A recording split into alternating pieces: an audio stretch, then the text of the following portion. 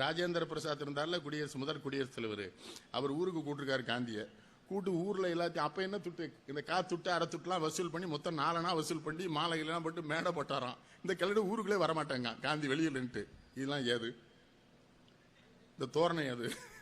மாலை ஏதுன்னு இருக்காரு ராஜேந்திர பிரசாத். ஊர்ல வசூல் பண்ணோன்னு இருக்காரு.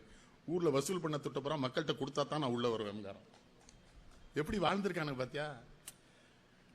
என் மக்கள் ஏழை மக்கள், என் மக்கள் துன்பப்படுகிறார்கள், என் மக்கள் அடிமைகளாக இருக்கிறார்கள், அவர்கள் விடுதலைக்கு நான் பாடுபட்டு கொண்டிருக்கிறேன், அவட்ட போய் எப்படா துட்டு வாங்கினேன்னு கேட்டிருக்காரு ராஜேந்திர பிரசாத். அதுக்குதான் இப்ப சொல்றான், சுதந்திர நாட்டில் தானே வாங்கணும். மகாத்மா காந்தி சொன்ன காலம் வேறு, இந்த காலம் வேறு என்பதனால் நாலனாக்கு எது எப்படி தலைவனுங்க? கொஞ்சம் நான் என்ன கேட்க, உங்ககிட்ட என்ன கேட்கணும், அவங்க எல்லாம் இங்க தானே பிறந்து வாழ்ந்தானுங்க. இந்தியாவிற்கு விடுதலை தந்துவிட்டு போகிற பொழுதே இந்தியாவை 2ஆக துண்டாடி விட்டு அதன் விளைவாக இந்து முஸ்லிம் கலவரத்தை வெள்ளையர்கள் தூண்டுவிட நவகாடியிலே இரத்த களரி. இந்த கிழவர் ஒத்த வேட்டியோட அங்க போயாச்சு நவகாளியை பார்க்க. நேரு சொல்றாரு போ வேண்டாம்ங்கிறாரு. என்னுடைய பிள்ளைகள் அடித்துக் கொள்ளுகிறாரோட தகப்பன் எப்படி இங்க இருக்க முடியும்? நவகாளிக்குள்ள போறார். பின்னால மாவட்ட ஆட்சித்தலைவர் போறார். மாவட்ட ஆட்சித்தலைவர் பின்னால ராணுவம் போகுது. காந்தியடிகள் நின்றுட்டார். மாவட்ட ஆட்சித்தலைவரை கூப்பிட்டாரு, இங்க வா. என்ன எதுக்கு ராணுவம்னாரு. அவன் ரொம்ப புத்திசாலி. கேட்கிறாரு கலெக்டர்கிட்ட, என்னடா மிலிட்டரி ராணுவம் எதுக்குங்கிறாரு. அவன் ரொம்ப புத்திசாலி. ஏன் பாதுகாப்புக்குன்னா. அப்ப காந்தி சொன்னாரு, உனக்கு எதுக்குடா பாதுகாப்புக்கு ராணுவம்னாரு. உன்னை நான் பாதுகாக்கணும் யாருன்னா. என்ன உன்னை நான் பாதுகாக்கலன்னு வச்சுக்க, இந்த ஊர் மக்கள் கொண்டுருவாயா. உனக்கு ஒன்று ஆச்சுன்னா உன்னை பாதுகாக்கத்தான் ராணுவம் கொண்டு வந்துருக்குன்னு அது என்னையும் நான் பாதுகாத்துக்கணும்லன்னா.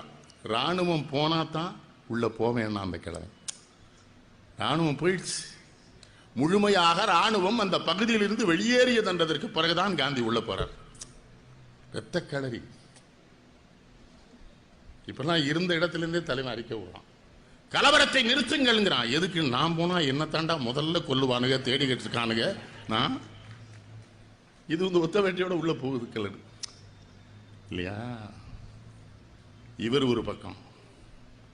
இன்னொரு பக்கம் ஒரு பெரிய குற்றச்சாட்டு காந்தியின் மீது இருக்கிறது. பகத்சிங்கை தூக்கிலே ஏற்ற வேண்டும் என்று வெள்ளையர்கள் தீர்மானித்த பொழுது காந்தி அதை எதிர்க்கவில்லை, தடுக்கவில்லை என்று. அது ஒரு வரலாற்று பிழை இவர்கள் சொல்வது.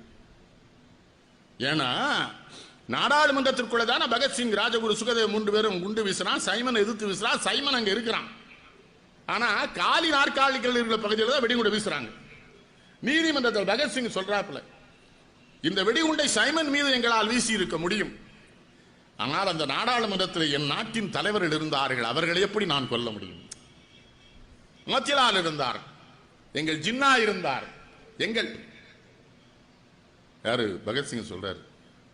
பகத்சிங் அப்பாவுக்கு என்ன சங்கடம், 21 வயசு பையில தூக்கில போட போறான்னு. அவர் என்ன பண்ணிட்டார், அரசாங்கத்துக்கு மன்னிப்பு கடிதம் எழுதிட்டார், என் பையனை விட்டுருங்க. இந்த வரலாற்றை தப்பா சொல்ற பிள்ளைகளுக்கு சொல்றேன். பெத்த தந்தைக்கு அவன் என்ன எழுதினான் தெரியுமா? எனக்கு பூநூல் கல்யாணம் நடத்துகிற பொழுது எங்க தாத்தா இந்த பேரனை இந்த நாட்டிற்காக அர்ப்பணிச்சிட்டேன்னு சொன்னாரு. நீயும் சொன்னேன். அப்ப என்ன பண்றப்பா நீ? இப்போ உங்க அப்பா சொல்லியும் மாத்துற, நாட்டுக்கும் துரோகம் பண்ற, எனக்கும் எதிராக நீ எழுதுகிறாய், மன்னிப்பு கேட்டிருக்கிறாய். உன்னை என் தந்தை என்று சொல்வதற்கு நான் வெட்கப்படுகிறேன். நீ உடனடியாக இந்திய மக்களிடம் மன்னிப்பு கேள்னா. நான் என்ன கேட்கிறேன், பெற்ற தந்தையே தனக்காக பேசினா அவளை மன்னிப்பு கேளுங்கிறான, தேச தந்தையை ஒத்துக்குவானாவே? அது அந்த கிழடுக்கு தெரியாதா காந்திக்கு? அவர் வேற முனை, இவன் வேற. இவன் தீவிரவாதி அப்படின்னு இப்ப சொல்றோம்.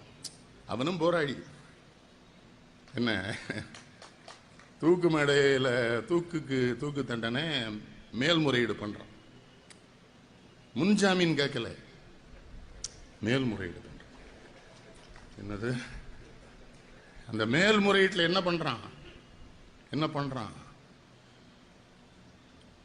இந்த அரசாங்கத்தை நாங்கள் கேட்டுக்கொள்கிறோம், எங்களுக்கு தந்திருக்கிற தூக்கு தண்டனையை உறுதி செய்யுங்கள் முதல். ஆனால் எங்களை கிரிமினல் குற்றவாளிகள் என்று தூக்களிக்காதீர்கள். இந்திய விடுதலைக்கு போராடப்பட்ட விடுதலை போர் வீரர்கள் பகத்சிங், ராஜகுரு, சுகதேவை தூக்கிலிடு என்று எழுது. கிளவாண்டுட்டுக்கு ஜெயிலுக்கு போறதுக்கே ஜாமீன் கேட்கிறானே, அந்த பையா தூக்கில போடுங்கிறான்.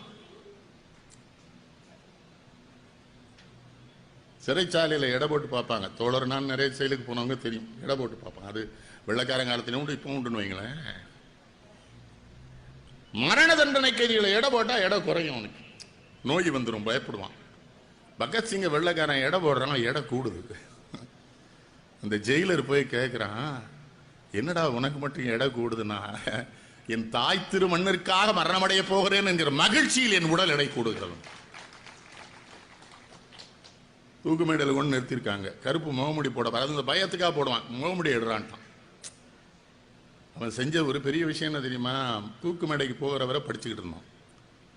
புத்தகமா போயிட்டே இருக்குமா. ராஜகுரு கேட்பானா, எதுக்குடா இதுவரை படிக்கிறேன்னு? மரணம் அடைகிற பொழுது நான் முட்டாளாக மரணமடைய வேண்டும் என்று கருதுகிறாயா? புத்தக கண்காட்சி, அதனால சொல்றேன். மகாத்மா காந்தி அந்த சண்டாளன் என்ன பண்ணார்? ஒரு சின்ன ஆபரேஷன், மயக்க மருந்து கொடுக்குறான்னு இருக்காங்க, வேண்டான்னு கீதையை எடுத்து வச்சுக்கிட்டாராம். நான் படிக்க ஆரம்பிச்சு 5 நிமிஷம் ஆபரேஷன் பண்ணிட்டார்.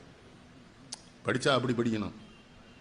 அறுவை சிகிச்சை முடிஞ்சதுக்கு அப்புறம் மருத்துவர் சொல்லிக்கான், முடிஞ்சிட்டு இருந்தாலும் சரிப்பான் ஆழ்ந்து இந்த கருப்பு மோமடி எடுத்த உடனே அந்த வெள்ளை நீதிபதி தூக்கு தண்டனை நிறைவேற்ற நிற்கிறான். அவனை பார்த்து சொல்லுங்க, I think that you are the luckiest person in the world. நீதிபதியே, நீதான் உலகத்திலேயே அதிர்ஷ்டம் செய்த வெள்ளைக்காரன்கிறான் பகத்சிங். அவனுக்கு ஒண்ணு உள்ளபடியே பார்க்கிறான். ஒரு தாய் நாட்டு மண்ணிற்காக 21 வயது நிரம்பிய ஒரு இளைஞன் ஒருவன் தூக்கு மேடையிலே முகமூடி கூட இல்லாமல் அந்த தூக்கு கயிற்றை முத்தமிட்டு கழுத்திலே ஏற்றிக்கொண்டு உயிர் துறந்த வீரனை பார்க்கிற வாய்ப்பு உனக்கு மட்டும் தானடா இருக்கிறது. அந்த கிழடு ரத்த வெள்ளத்துக்குள்ள தனியா போகுது. இவன் தூக்கு மேடையில் அவ்வளவு தைரியமா நிற்கான். அவங்க 2 பேரும் தானே அஞ்சானஞ்சன்னு சொல்லணும்.